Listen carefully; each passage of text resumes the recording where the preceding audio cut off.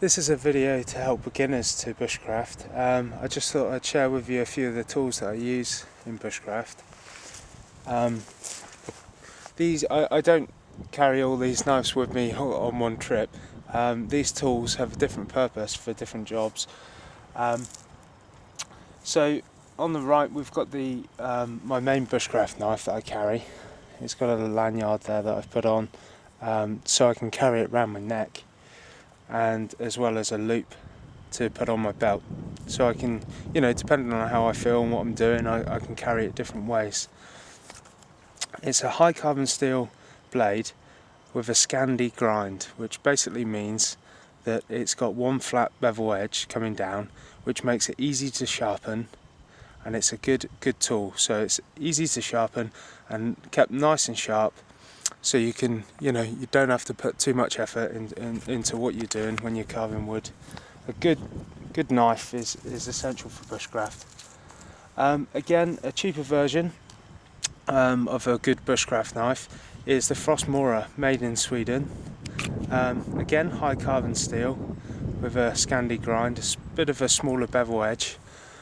But this is a superb knife. You can pick these up for as cheap as £8. A plastic handle, but don't be put off by that. They've got a great strong feel to them, and I've not broke the handle on this one yet. And yeah, a really good knife for the price, so I'd recommend them. Another Mora knife. This is a carving knife for little projects like making spoons. As you can see, the blade's a lot smaller, and I think it's a stainless steel blade, this one. I've accidentally taken the tip off the end there through lots of projects and stuff. But yeah, that's one that would I use at home a lot when I'm sat at home doing little projects, but it also comes out into the field with me as well. This one's a pouch that I carry with me. Sometimes I just sling this in my pocket or around my neck, just whenever I'm going out. I usually keep a fire steel in here as well.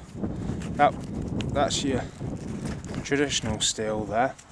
Don't usually have that in there, but what I do is I have the fire steel in here as well, so the lanyard sits around the outside, and then I can wear that around my neck.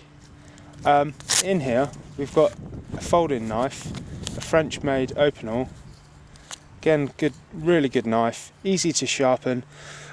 This has just got a tiny convex edge on that knife, which means you can sharpen it in the field easily with some wet and dry paper, and again, that's light to carry whilst you're out. Brilliant knife, like that one. So we've got the fire steel in here for fire, a knife, and a small fishing kit with a hook and weight already on. There's a steel for a traditional flint and steel strike. Here's my bushcraft knife that I made myself out of an old steel working file. I learnt how to make this knife thanks to Green Pete, who makes a superb free knife making video, which you can find at naturalbushcraft.co.uk or greenpete.co.uk. I've put an oak handle on there, thick spine to the knife, and a Scandi grind. I think I could have done with making the bevel edge a bit longer, bringing it more up the knife, so it doesn't thicken out so quick. But yeah, my first knife, and I'm proud of that. This one doesn't come out with me so much. This is a skinning knife for a skinning game. It's just got, convenient shape for fleshing out and opening skin there. So that one's used for skinning game. So that one stays at home mostly, but sometimes it'll come out with me.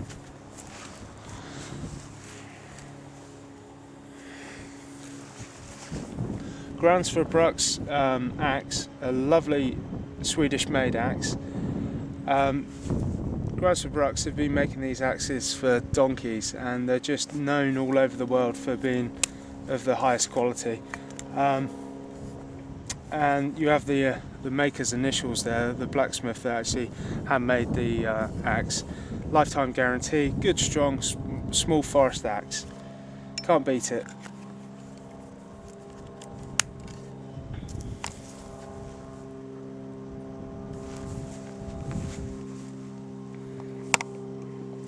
Okay, so you might be wondering what these limpet shells are all about here. Well, they're part of this fire bow set, which is, you know, making fire by friction.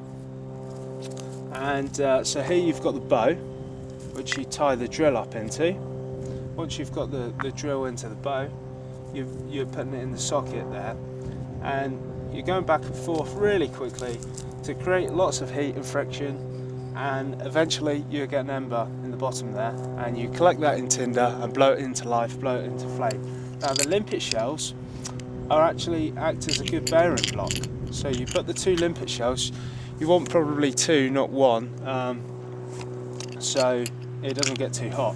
And you can use them as a bearing block to put some force down onto it. Instead of a wooden block, a lot of people use wood on the top, but I find that wears away and actually causes a lot more friction, top and bottom, because you want to maximise the friction at the bottom and minimise the friction at the top. Well, that's polished and it doesn't wear the drill at the top edge at all.